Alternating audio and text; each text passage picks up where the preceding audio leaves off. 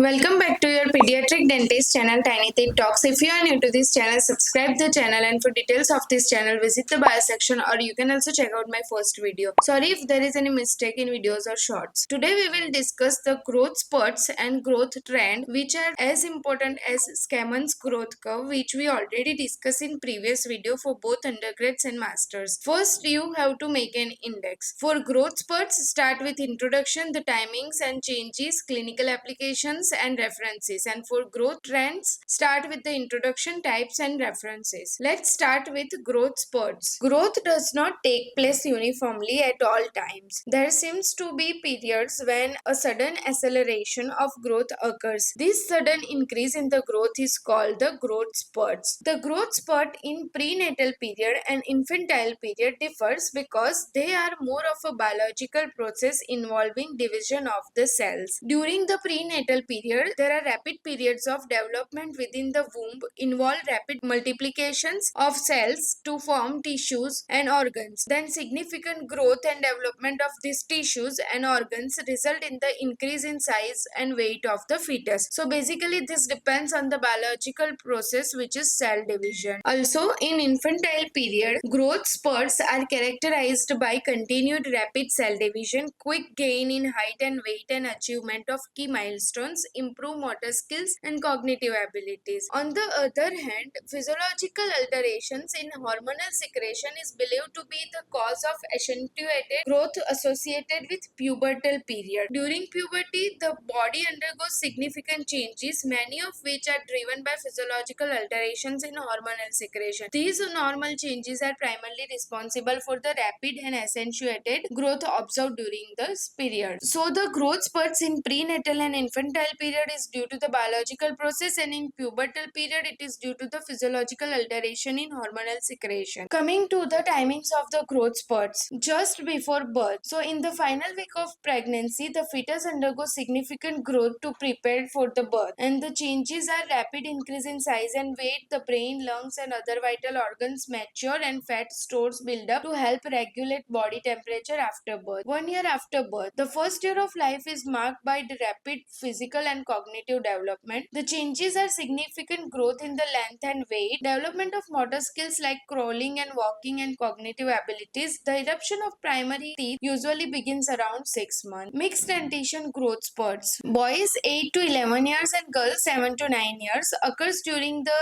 transition from primary to permanent teeth, and the changes are rapid growth in jaw and facial bone to accommodate the emerging permanent teeth. This period is crucial for orthodontic assessment and interventions. Adolescence growth spurt, boys 14 to 16 years and girls 11 to 13 years. A significant period of growth during puberty characterized by rapid increase in the height and development of secondary sexual characteristics, which we will discuss further. Changes are hormonal changes drive rapid growth in bones and muscles, development of secondary sexual characteristics such as a breast development in girls and increased muscle mass and facial hair in boys. This period also involves significant cognitive and emotional development. Here is the table of detailed changes in the girls and boys during the adolescent growth spurts. In girls, the first stage occurs about beginning of the physical growth spurts, appearance of breast buds and early stages of development of pubic hair. The peak velocity of physical growth occurs 1 year after inhibition of the stage 1. Means the fastest rate of the growth in height and weight typically happens 1 year after the body has passed through the initial stage of puberty. In second stage, secondary sexual characteristics begins to appear, and in third stage occurs 1 to 1.5 year after stage 2, and it's marked by onset of menstruation. At this stage, there is no more adult type of fat distribution occurring. In boys, first stage initial sign of sexual development in boys is fat spurts. Maturing boy gains weight and there is a family-like fat distribution due to the estrogen production by Leydig cells. Second stage, this occurs 1 year after the stage 1 and coincides with the beginning of the increase in height, redistribution and decrease of fat. Growth of sexual organs also take place in this stage. Third stage occurs 1 to 12 months after stage 2 and coincides with peak velocity of gain in height. Axillary and facial hairs appear. The sexual organs reach adult size. There is also muscular growth spurts. And in fourth stage, this occurs between 15 and 24 months after the stage 3. And the growth in the height ends. Hair appear on the full face. Increase in the muscular strength. In girls, there are only 3 stages and in boys there are 4 stages. Coming to the clinical applications of growth spurts. Growth spurt is the best time for interceptive orthodontics as growth can then be modeled according to the desired effect. Growth spurts are the ideal period for interceptive orthodontics because this is when the body undergoes rapid and significant changes. By intervening during these phases, orthodontists can take advantage of the natural growth patterns to guide and development of the jaws and teeth into more favorable positions, making treatment more effective and often shorter in duration. These protective approach help in preventing more severe dental issues in the future by using the body's own growth process. Orthodontic treatment must be done earlier in the girls as their growth spurt is early. The earlier the onset of the puberty, the smaller is the adult. So the early puberty may necessitates early intervention for growth related treatments. By recognizing and planning for these shifts, clinician can better time treatments like interceptive orthodontics to align with this accelerated growth pattern, optimizing outcomes and preventing potential complications. Girls mature earlier but also finish their growth sooner, and that leads to the difference in the adult size of the man and women. Growth spurts are also affected by environmental variations. Growth spurts are influenced not only by genetic but also by environmental factors. For like malnutrition, chronic illness, and poor oral hygiene can hinder growth. Regular exercise promotes healthy growth. Access to resources affects growth positively. High stress level can negatively impact growth. Environmental conditions like altitude can influence growth. Malocclusion requiring surgical correction should only be undertaken after the growth spurt is completed. Waiting ensures that jaw growth has stabilized, preventing changes that could affect surgical outcomes. It allows for more accurate and predictable surgical planning and resulting in need for further adjustment. Post-growth ensures the permanent teeth have fully erupted and settled, providing a stable foundation for surgery. Arch expansion can be done during the growth spurts because during the growth spurts the bones are more malleable and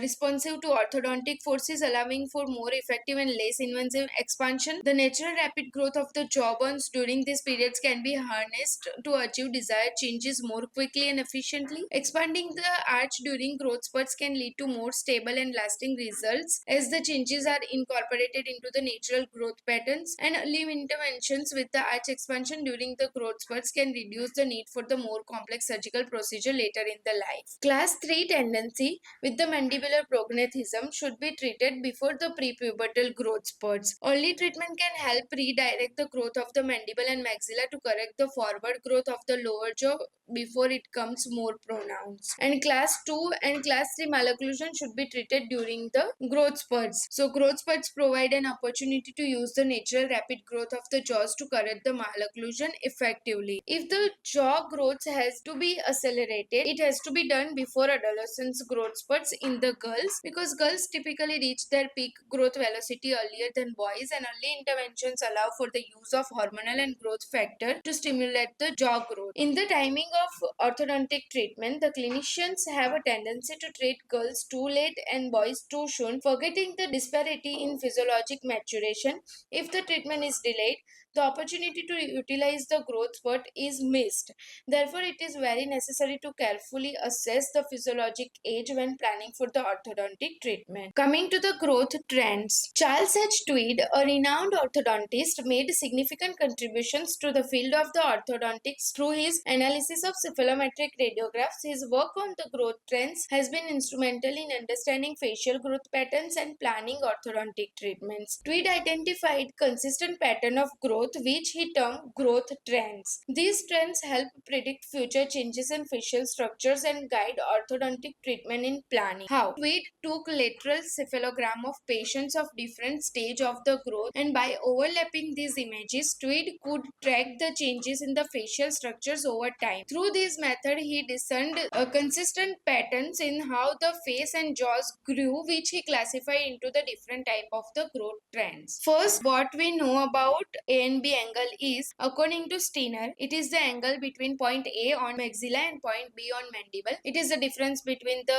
SNA and SNB and indicates the magnitude of skeletal joint discrepancies. The normal value of A and B angle is 2 degree less than 2 degree class 2 malocclusion, more than 2 degree class 3 malocclusion. There are three types: type A, type B and type C. In type A, the maxilla and mandible grow together and thus A and B angle remains same. Should this be accompanied by class 1 relationship and A and B does not exceed 4.5 degree, then no treatment is indicated. Mostly seen in more than 25% of the population. So when this growth pattern is accompanied, which is the maxilla and mandibular grow together and A and B angle remains same, type A growth pattern is accompanied by a class 1 dental relationship and A and B angle does not exceed 4.5 degree, then no orthodontic treatment is typically required. Type A subdivision, which is maxilla is protruding with the A and B angle more than 4.5 degree, then the treatment is to restrict the growth of maxilla while allowing mandible to catch up. The prognosis is good but may sometimes require extraction of the premolar. Coming to the type B, mandible and maxilla grow forwards and downwards with the growth of maxilla exceeding that of mandible. Poor prognosis indicates that the point B will not catch up with the point A and the growth of middle and lower face is predominantly in the vertical direction. Poor prognosis why? Because faster growth of the maxilla compared to the mandible creates an overbite or open bite situation which is harder to correct. Plus, addressing this growth pattern often require complex orthodontic treatments such as a growth modification appliances or even surgery to achieve a functional and aesthetic outcome, contributing to a long facial appearance which make difficult to achieve balance and stable bite without significant orthodontic intervention. Type B subdivision, the A and B angle is large, continues to grow indicating unfavorable growth trend. A large A and B angle indicates that the maxilla is positioned significantly forward relative to the mandible. The A and B angle not only start large but continue to increase over time. This persistent increase indicates that the maxilla is growing at a faster rate than the mandible, leading to a worsening discrepancy between the jaws. Larger discrepancies require more complex and often more invasive orthodontic treatments to correct. Early intervention may not be effective if the growth trend continue to exacerbate the discrepancies, so it is unfavorable. Type C, the maxilla and mandible grow forwards and downward with the mandible growing forward more rapidly. The A and B angle is seen to be decreasing with the mandible catching up the maxilla. This indicates the favorable trend and no treatment is required until the eruption of the canine. As the mandible catch up with the maxilla, the alignment of the jaw improves, leading to a more balanced facial profile.